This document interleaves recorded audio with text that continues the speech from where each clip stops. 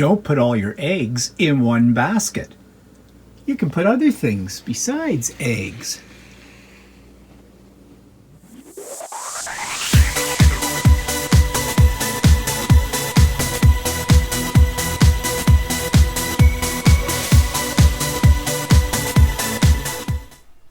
Good morning, everybody. It's Stephen here for Bland Designs, and this is Monday, March 23rd, 2020, vlog number 160, and the 11th day of my captivity.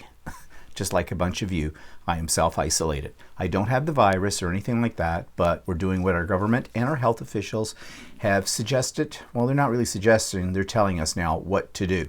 And so we're doing our civic duty, and we're staying away from people.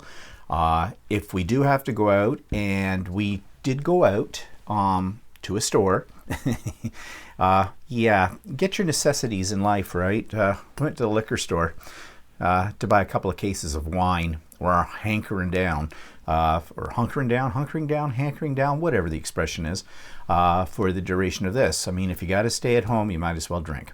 Well, not really, but we thought we would do that. And the liquor store was not very busy, which was good. Walter wore gloves, and I should have wore gloves as well, because I didn't think about the fact that I was using the debit machine and I had to touch that with my hands. We kept our distance from anybody, including the store clerks and everything like that. And we were in, we were out, and as soon as we got in the door, I immediately went into the bathroom and washed my hands thoroughly. And you know, they say the way to do it, to make sure you're doing it for enough time, is to sing happy birthday to yourself. Actually, I sing happy birthday to myself twice as I soap up my hands and scrub away in the whole bit. And yeah. Now the problem we're going to have a shortage with won't be hand sanitizer, it'll be moisturizer, because we're washing our hands so much. Mine are already starting to get a little dry. First world problems, I know.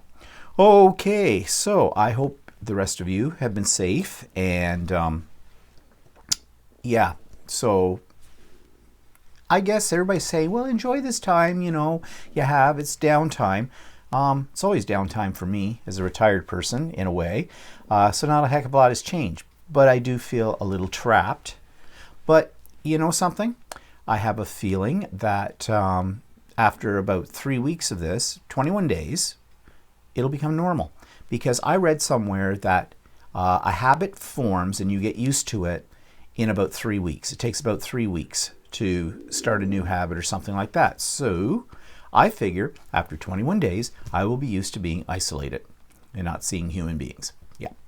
Okay, so what am I working on? Well, it's a good opportunity to quilt, of course, but it's a good opportunity to quilt every day as far as I'm concerned. So I'm working on this. Now I started this quilt. This is the block for it, and there are 8 of these, and they're going to go sort of on their point, on point. And I started this back, a month and a half ago probably, and then got waylaid on other projects. So this is a good time to finish it. It's called Doves of Hope.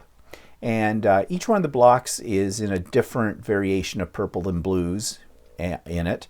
And this is just one of the blocks, as I said. I have 5 of them made now. I have 3 more to go.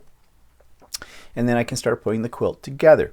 So Doves of Hope, I think that's probably a fitting name. I didn't make it up, but I think it's a fitting name for a quilt that I'm working on during this virus thing. And so that's keeping me busy.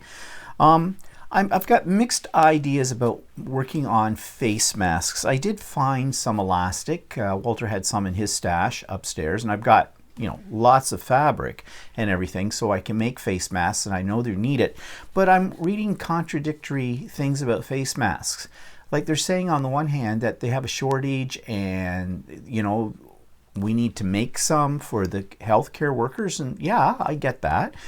But I'm reading other things saying that they really don't protect anybody against anything.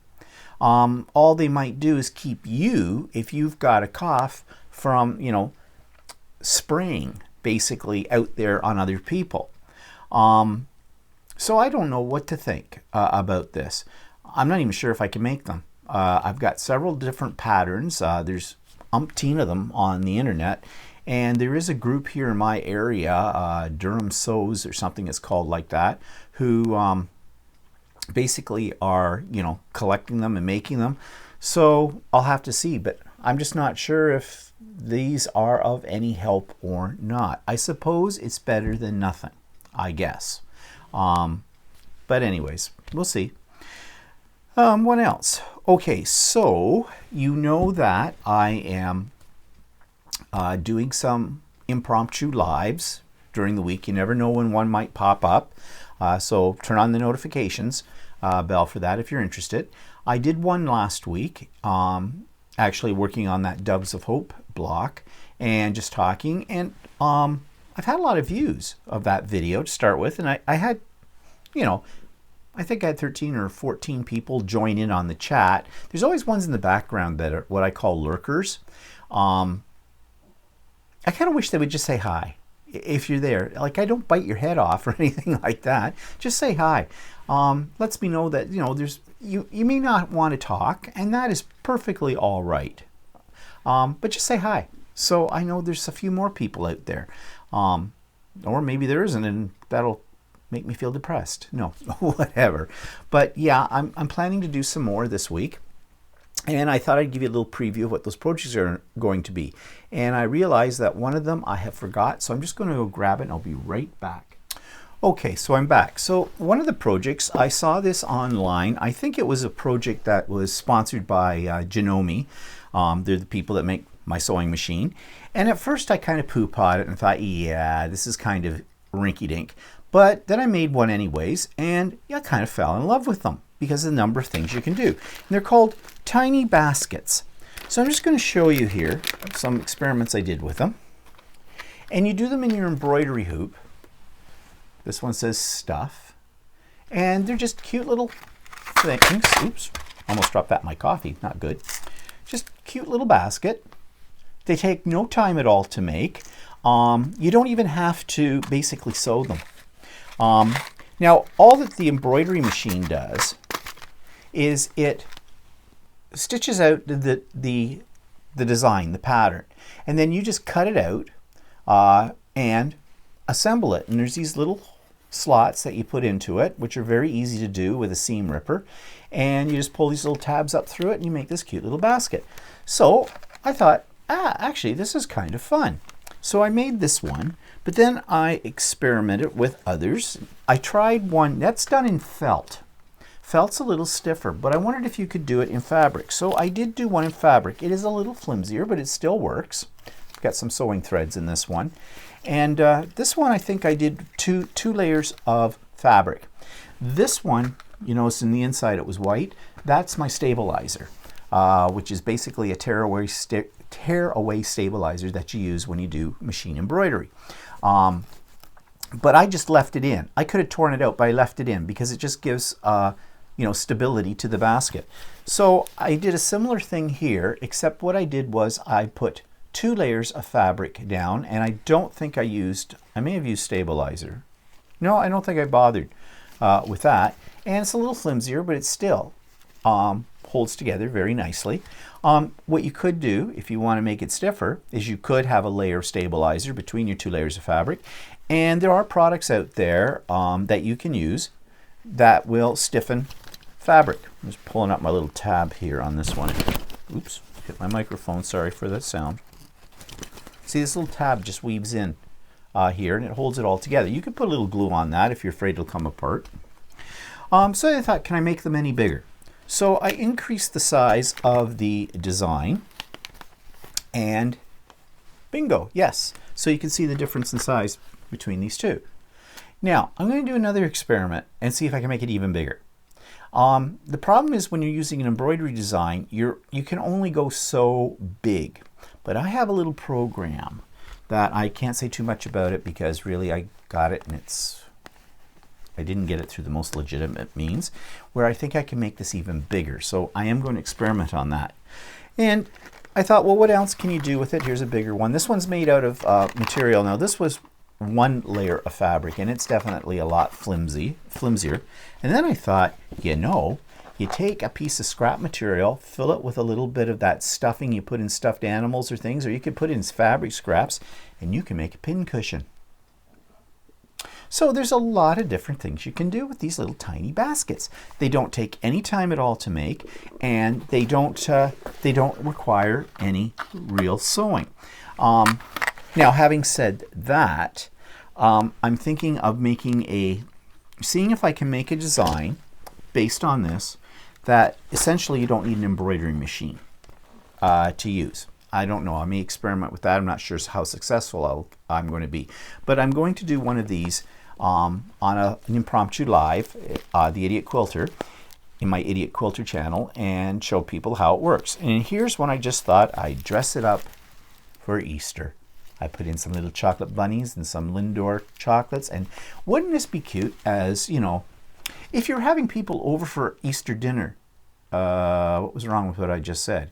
Yeah, when you're having Easter dinner in isolation, make a few of these, put them at each of the place settings. It would just spruce things up. And don't we need some sprucing up right now? I think we do.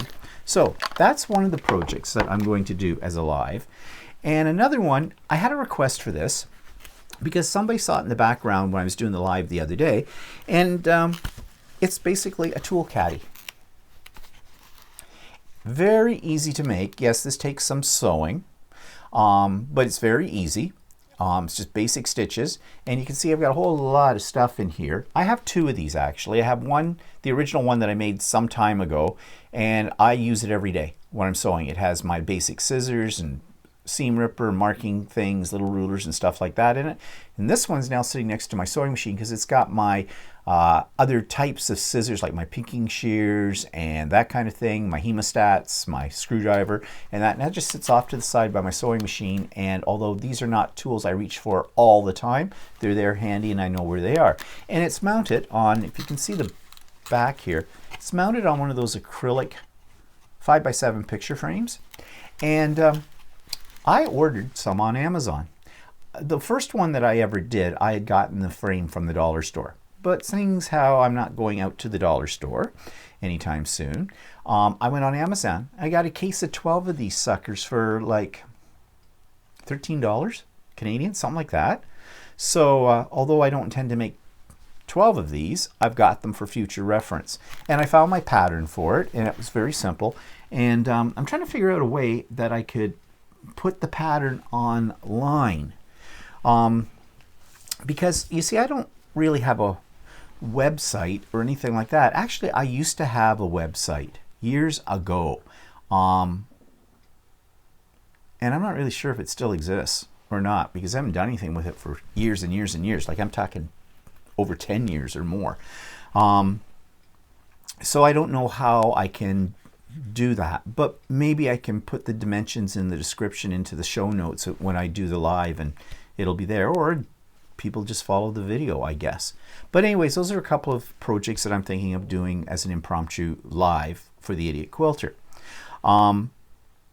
Yeah, so I'm keeping busy making novelty items and quilts and things like that, having fun, having lots of fun in my captivity. Okay, so that takes us to another hobby. I've decided, you know, Walter does most of the cooking because he doesn't like my cooking, possibly. But I thought, well, you know, maybe this is the time to experiment with new recipes and, you know, trying to use things that we have already in the house. Don't have to try and go out and get something special for it. So I'm going to look through some old recipe files that I've got and things like that, and maybe something that I haven't made in a long time I can make again. Got to do something for dinner tonight. And being very creative with leftovers. Not wasting anything. No. Nope. So I found this one YouTube channel called Glen and Friends Cooking, which is kind of neat.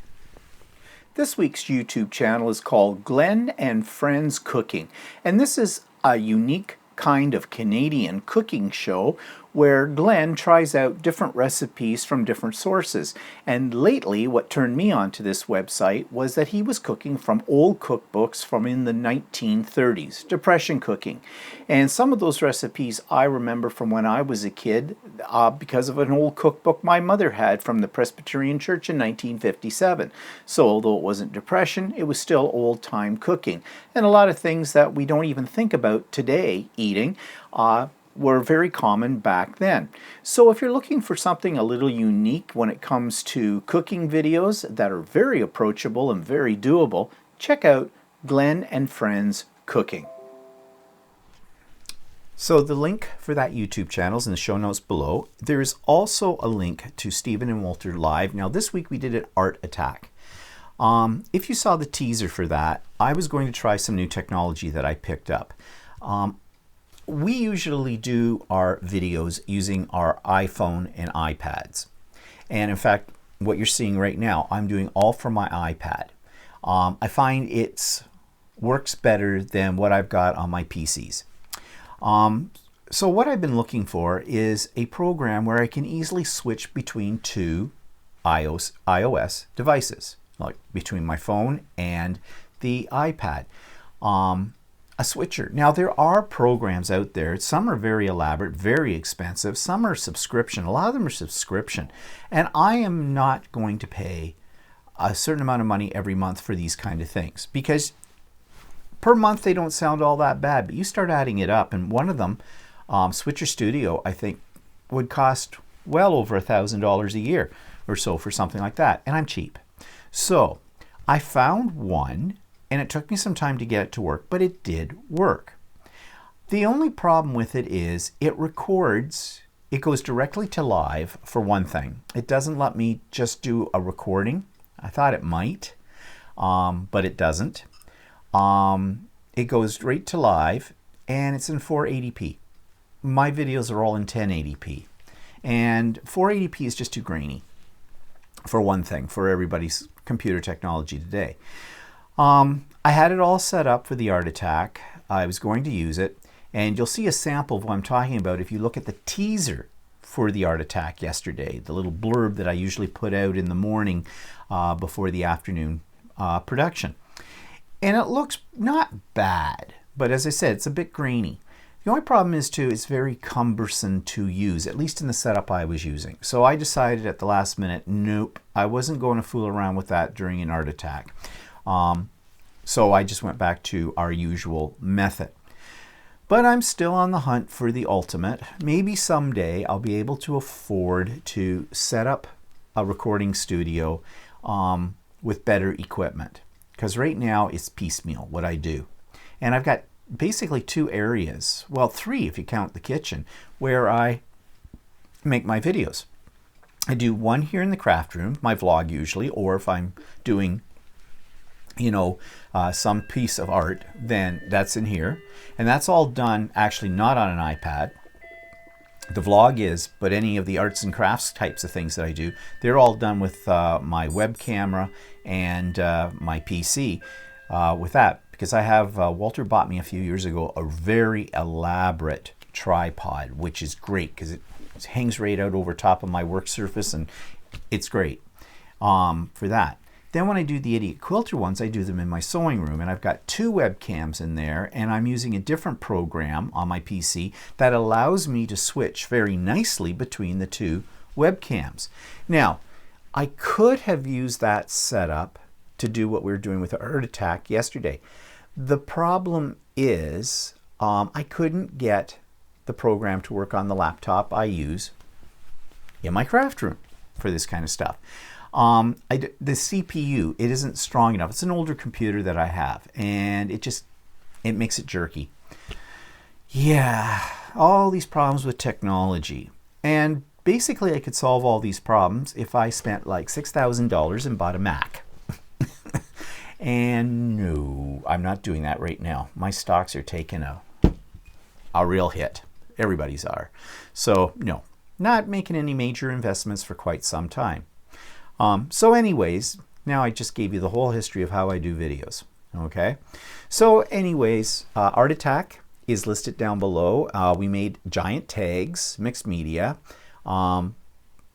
Walter did not particularly enjoy that process. He did it because we promised people for it, but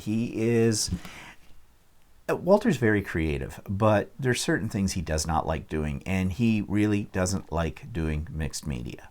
Simple as that. So anyways, as I said, that's in the show notes below. Something else you're going to find in the show notes below, besides the book of the week, which we'll come to shortly, is several listings for articles about something called Caremongers of Canada. And I'm going to explain what Caremongers of Canada is in a few minutes, but those are listed in the show notes below. So it'll make more sense once I explain it to you. So that takes us to what's pissing me off this week.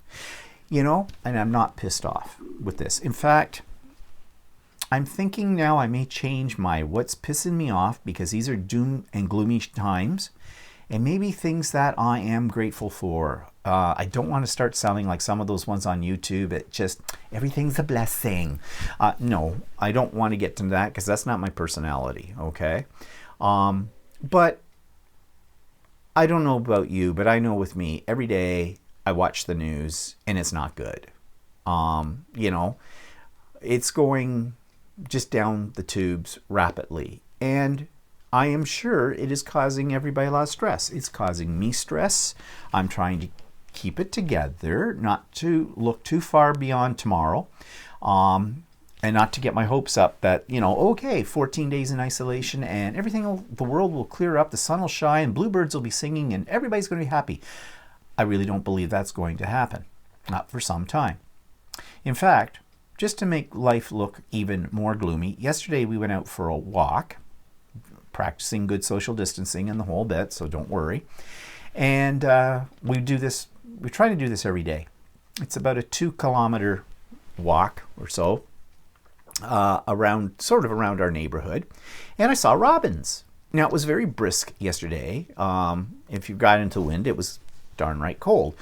But you see robins, and robins here in Canada for us are the first signs of spring, and technically we are now in spring. Got up this morning, looked out the window, we're buried. We got snow last night. I wasn't listening to the weather, so I don't know if they were predicting that or not. In fact, is it still snowing? Yes, it is. Not a lot, but it's still snowing. But it is enough snow. In fact, I'm going to insert a little video clip in here. Actually, it's just a little picture from my deck showing you what it looks like right now. It looks more like Christmas. So I'm going to insert that in here right now. Okay, so this is about the second day officially of spring in Canada, and where I live, yesterday it was all, well, not green, but there wasn't any snow. Woke up this morning, and this is what I see outside my window. Pretty, yes, looks Christmassy, but it is March the 23rd, 2020. So, spring should have arrived. The robins are probably freezing their little red breasts right off with all of this. So, you know, it's pretty, very Christmassy looking, but it's March the 23rd. Yeah, we get snow in the spring, okay, in Canada. That is not unusual, but I think all that does is make people feel a little bit more depressed. So anyways, back to what I'm not pissed off at this week, and this has to do with the show notes, is called the Caremongers of Canada. I have joined a Facebook group, and this is a grassroots thing that has started up across Ontario and probably across Canada now, people helping people. Basically, it's a networking system whereby if there's something somebody needs and somebody else has it or can do something for them, they do. It's all volunteers. It's just people helping people. Now, it could range from, you know, someone who is elderly and that, picking them up some groceries. People are sharing links to where you can get toilet paper and hand sanitizer, things like that. Other people are manning phone lines. They're setting up a phone line system where people can call if they have a need or if they just want to talk to somebody because they're getting cabin fever, you know, that kind of thing. People who are maybe on their own, that kind of stuff. So I want to do my part. I am not comfortable going out and picking up things for people. Not with this social distancing business. And, I don't want to take a chance of, picking up the virus myself, or, possibly giving it to somebody if by chance I'm a carrier. I mean, there are people that are carriers and we don't know who they are, or they don't know that they are. So, no. So I thought, well, what can I do? So I'm a retired English teacher. The kids are starting their second week of the March break. Here in Ontario, they only get 1 week. They have had that week, but they extended it for 2 more weeks. And I have a feeling that the schools in Ontario are probably not going to reopen until next September. This is already happening out west. I think Alberta have canceled the school year, basically, shut it down, not reopening until September. And there are kids out there, high school kids, especially ones in the senior grades, like grade 12. That's the last grade we have in Ontario. And those kids are panicking about getting what they need to get into university or college. Now, I have a feeling that their entrance into college or university is not going to be jeopardized by this situation.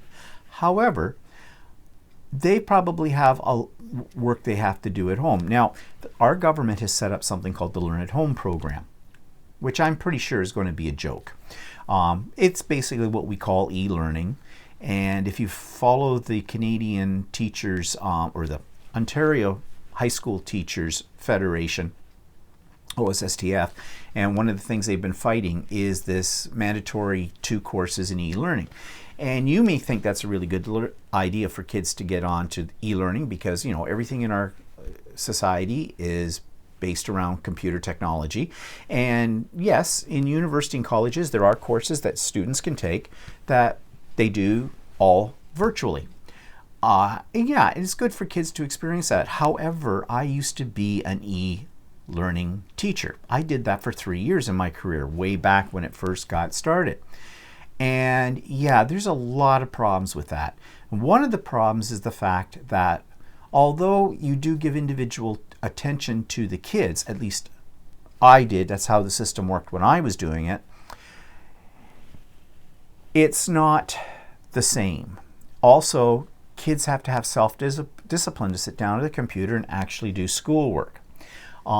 So I have offered my services as a retired English teacher to help students online if they have English-related schoolwork to do.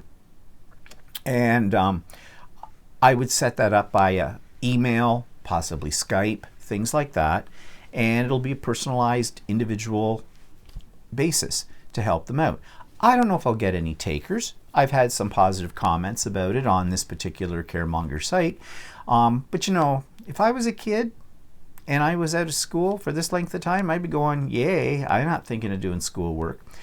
But that's probably more the junior grades, like the grade 9s, the grade 10s. The grade 12s probably are a little bit more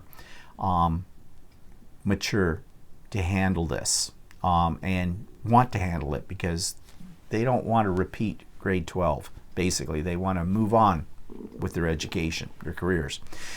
So that's my contribution to it. It's not maybe much, but it's what I'm comfortable with. So yeah, I'm not pissed off at this. I think this is a great idea. But here's what I'm a little bit iffy about. I've been reading messages that are being posted in this site.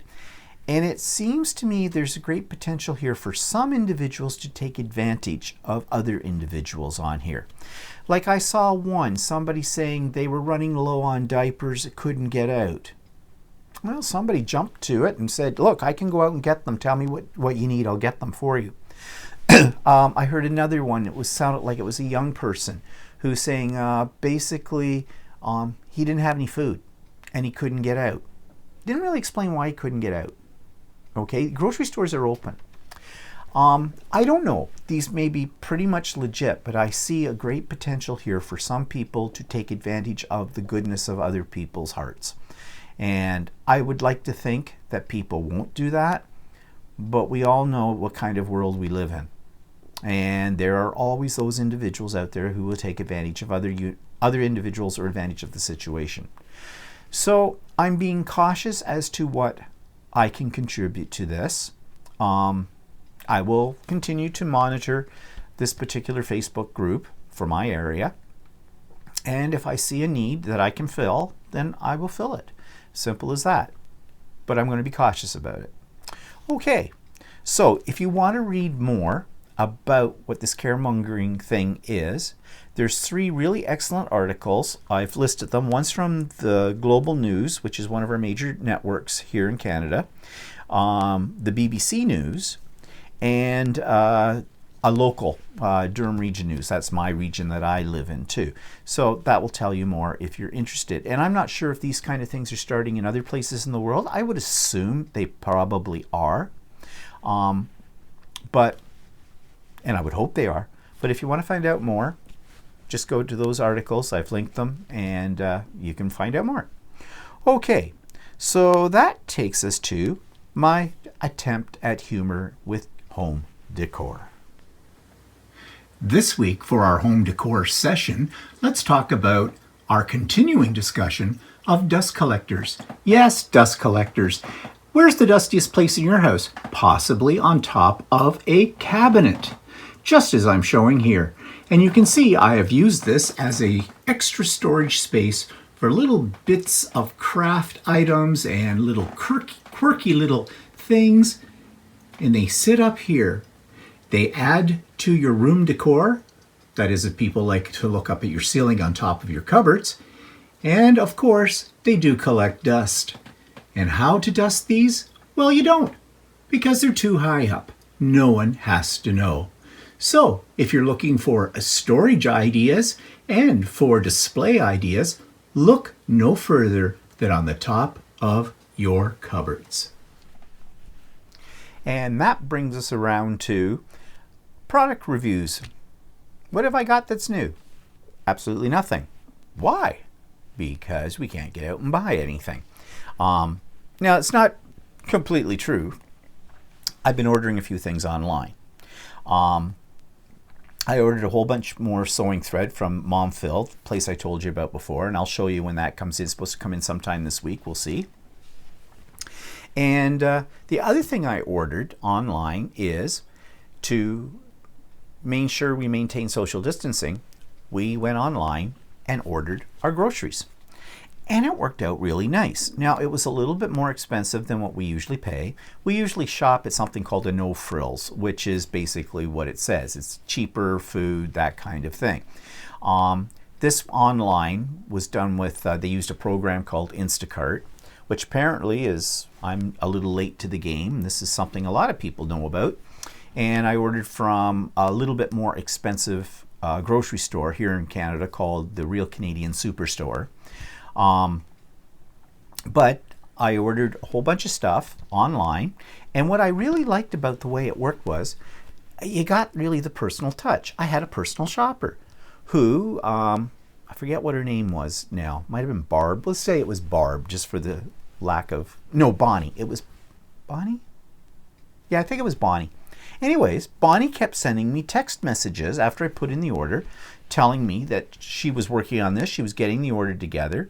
And if you pick something, they usually gave you, if you can't get that particular item, they had a comparable item that you could substitute. And it would just automatically come up on the order list as you were filling it out, and you pushed a button for that. And I did do that. But she would reconfirm this, or if she found a different substitute or something, whatever they had. And so she'd send me a text message, and I went to it, and I had a button to push whether I wanted that or not, and I could approve it. And that was kind of good. Then I get a text message telling me that my order is on its way, and it links to a map, a Google map, and you can see where they're coming from, where they're going to. So my house is there, they're in their cart, and you could follow it. And this particular store I'm ordering from is not that far away from us, only about maybe 3 or 4 kilometers, and I could see when Bonnie was arriving. I thought that was fantastic. Yes, it cost a little bit more. There's no delivery charge. If you bought, I think, over $75 or something like that, and well, that was easy enough to do.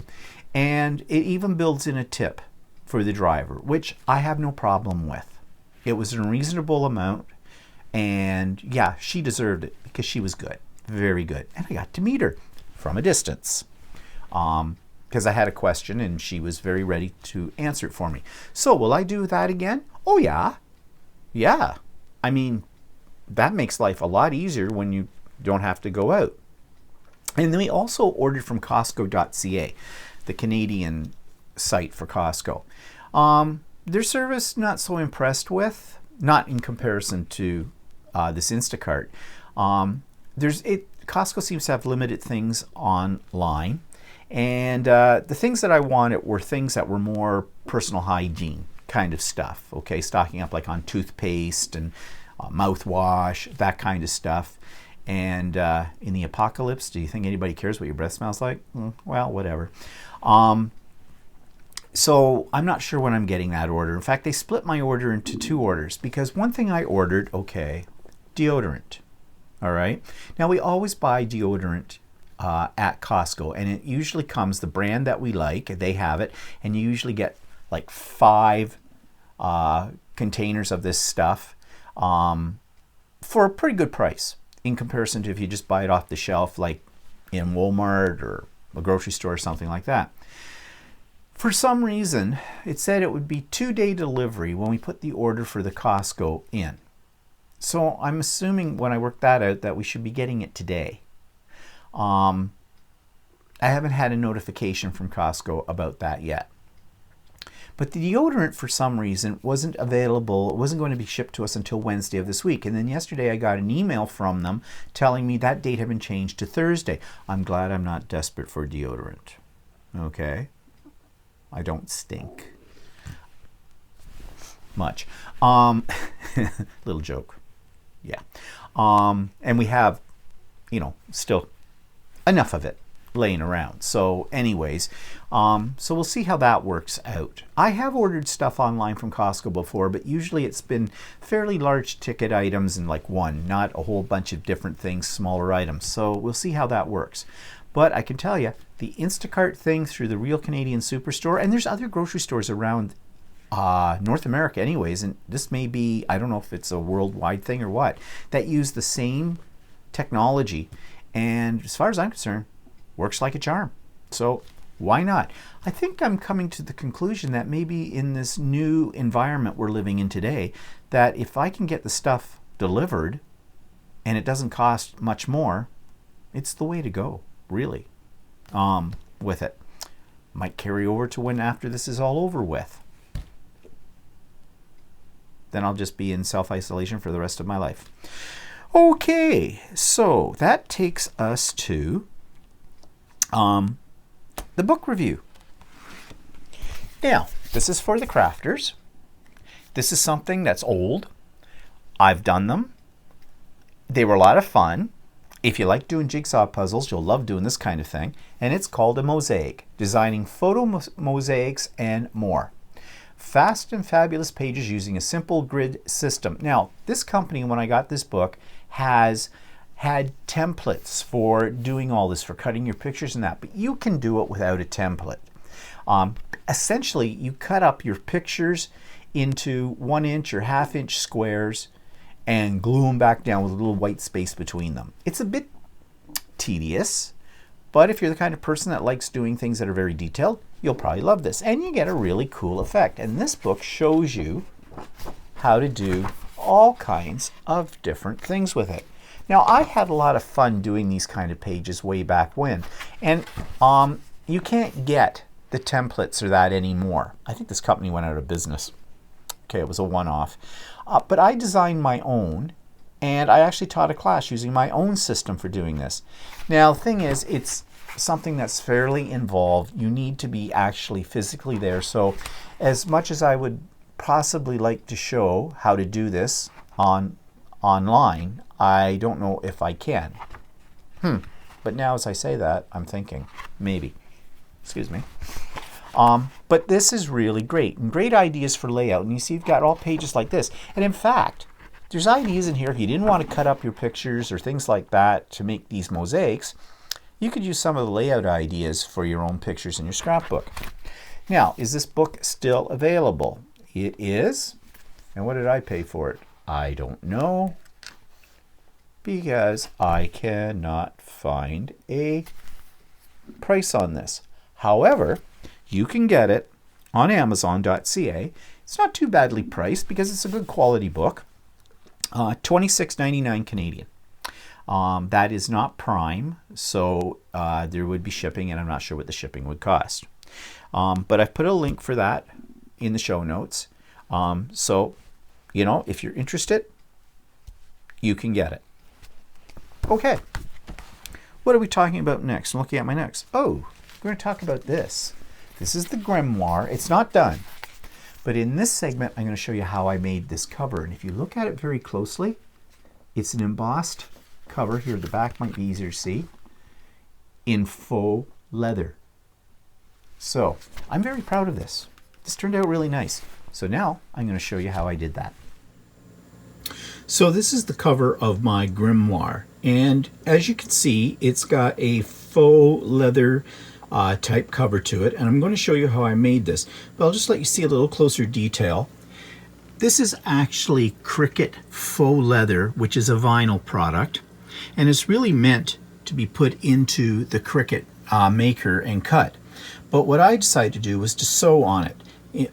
Actually, I embroidered on it. And I had this design that I created in my embroidery machine. Already came this one part up here, as you see it, but I just added 3 more. And then I stitched a single line of stitching all the way around it to frame it.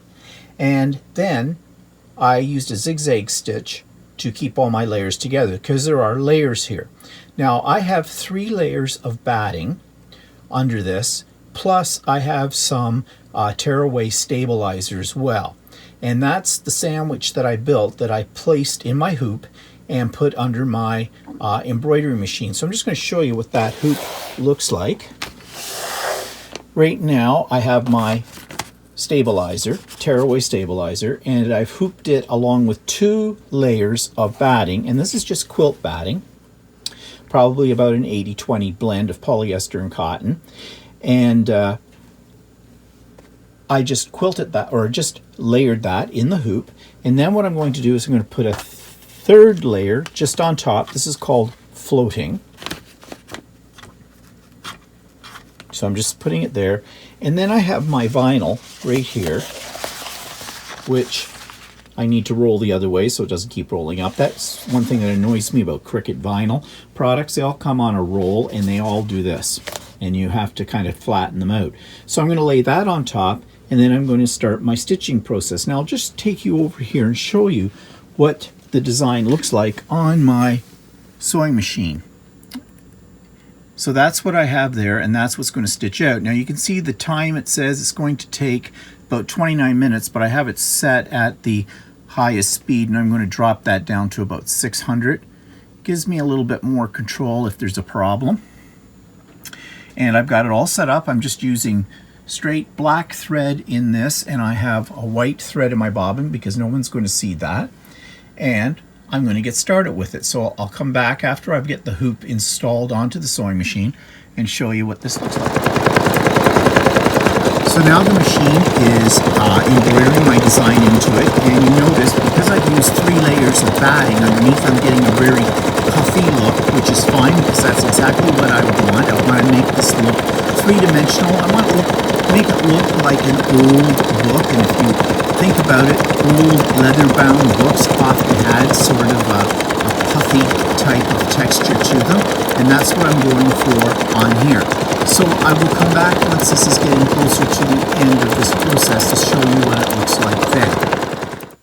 So now I've done the frame sewing, the straight stitch that goes all the way around the design, and I used the same design as I used on the cover, so the cover, the front and the back will look the same, and I did the zigzag stitch all around to keep my layers together. Now I did go around the layers with a black Sharpie, although it's still some of the white is showing through, so we'll wait and see when I get it on how that's going to look.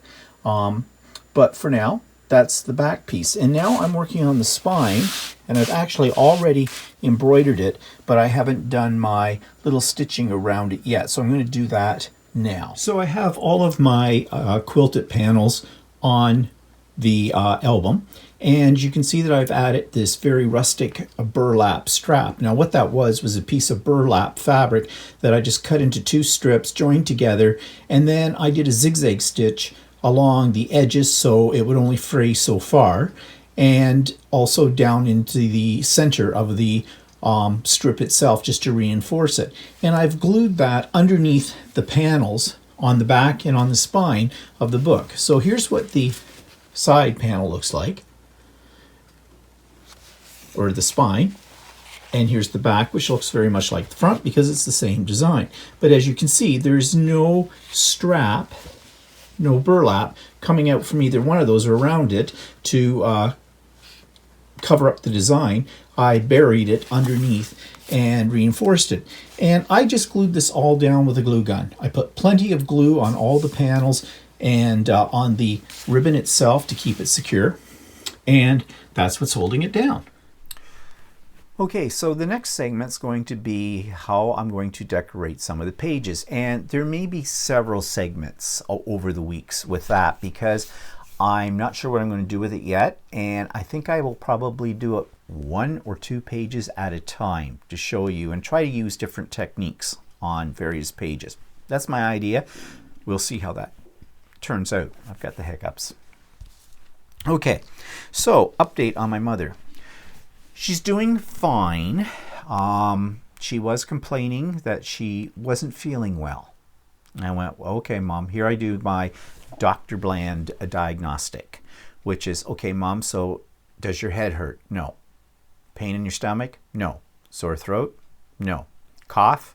Runny nose? No. Joint pain? Well, I always have that. Okay. Are you tired? Oh, well, I'm always tired. All right, so diagnosis is, well, what's the problem? Well, they're giving me a laxative. Okay, are you constipated? Because why else would they give you a laxative? Well, no, I'm not, but they're just giving me this laxative, and I don't want it. Did you tell them that? Well, yes, but they still insist that I'm constipated and I have to have it. You know, they don't force feed your mother laxatives just for no reason. And the problem is my mother doesn't drink enough. And I sympathize with that because I tend to be the same. I always said that we're camels in my family. We can go for days without fluid, it seems. And that's not good for you. I know that. And my mother is that way too. But you can become constipated because you're getting dehydrated. So this is probably what her problem is, and that's why they're giving her a laxative. So I talked to her a little bit more, and as time went on, I got, yeah, well, they put me to bed. Well, no, she asked or said she wanted to be in bed. My mother loves her bed. I don't know why. She was never that way when I was a kid, growing up. No. My mother was the first one up in the house in the morning, and you better follow suit immediately after she's up, because if not, she will suck you up in the vacuum cleaner. She'll make you in your bed. You'll get no rest. Boom. Not a problem for me. I was always an early riser. Big problem for my brother. He was not. So, you know, and now this thing about her wanting to be in bed all the time. Walter said, is she depressed again? I said, she's always depressed. And she is. She's on an antidepressant as well. And she's been depressed. And you know, I've talked about this before, so I don't need to belabor the point. So I know all of that.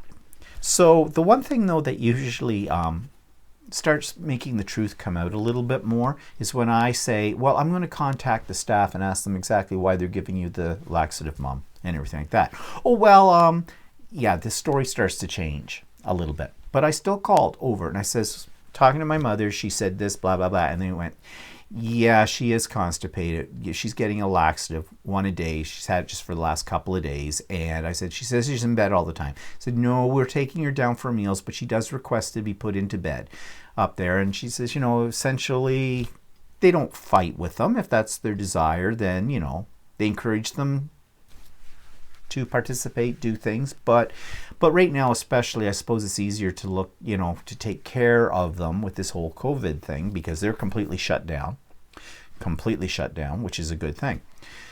So I said, okay, well, great. And thank you so much for what you do. I know it's a difficult time in the whole bit. And I do appreciate those people that are over there because I don't know how they do it. They have really big hearts. They do. My mother gets extremely great, compassionate care there, and I'm thankful for that. So anyways, bottom line is she's okay. I keep telling her, Mom, answer your phone when it rings. I'll let it ring 10, 15 times, give you lots of time to get to the phone if you're not right by it. And I said, but that's our only way of communicating right now. Because we're not getting over there to see you anytime soon. No. It could be months. And, I don't sugarcoat things for my mother, but at the same time, I don't want to put her into more depression as well. But it is what it is. That's reality right now. So, bottom line is, she's fine. Of course, I was looking forward to last Tuesday, I was supposed to start the Lone Star class. That's a quilt design, and you know how much I was looking forward to that, because I was going to learn how to do Y seams again. Now, I've done Y seams before, but I was going to get an extra reinforcement lesson on that, and I've always wanted to do a Lone Star. Yeah, well, that class is canceled. Surprise. Not really. The store's closed the whole bit. Well, in fact, they didn't shut down the store until about the day after. I phoned up and said I wasn't coming to the class because I just didn't feel comfortable, being in with other people. No, we're supposed to social distance. And then the store said, yeah, everything's postponed, blah, blah, blah. So that's okay. The one thing I like about about sewing classes is they're social. More than anything, I can usually figure out how to do these things on my own and with the help of with YouTube and things like that. But I like being there around the other people and sewing and talking and, all that kind of stuff. And of course, I always learn something from the instructor no matter what. But that's our new reality, isn't it? I have noticed on the internet that there are people offering free online sewing classes and sew-alongs, and that's great too. But it's not quite the same, but it's better than nothing. And of course, you know about what I'm doing with my impromptu lives and things like that. And as I said, I'm going to carry on with that. And I already talked about ordering food online, so that's been the week. Exciting, isn't it? Catching up on my programs on television as well. Yeah. So, if you think about it, thanks to modern technology, and as long as it continues to function, we are not really alone. We're not really isolated. It's a different form of social contact. It's safe social contact through the internet and that kind of thing. But you can still see people. You can still talk to people through that. You can still learn things. You can still be entertained. You can still be entertaining, all through technology, as I am doing right now with you. And I hope you appreciate that. I'm, not looking for false flattery here. I'm just saying, that's what we do. That's the 21st century way. So we are very lucky to have that.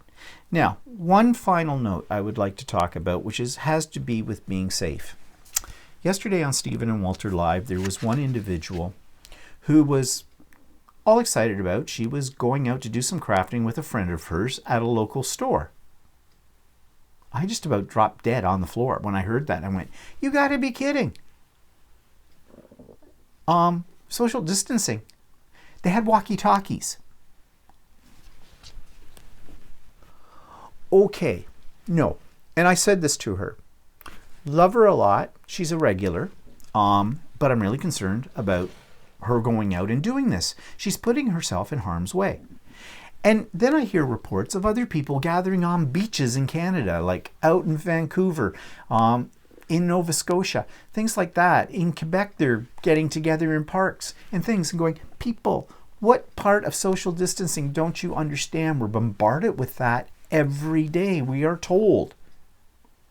You are not helping the situation. You're contributing by doing these things to the problem. And it's a serious, serious problem. Do you need to be beaten over the head? Really.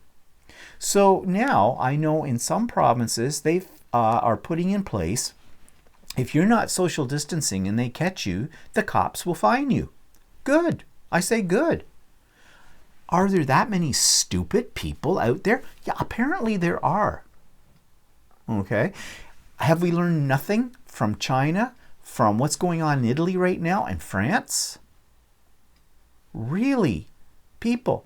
A stupid person is someone who doesn't learn from the facts that are placed in front of them. That's a stupid person.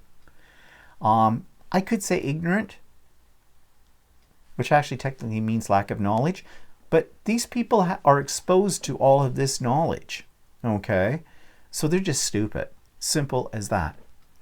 And it's your right to kill yourself. It is not your right to kill me, okay, or anybody else. So come on, use this and get on with the social distancing. We need to flatline this disease, and we need to flatline it quickly.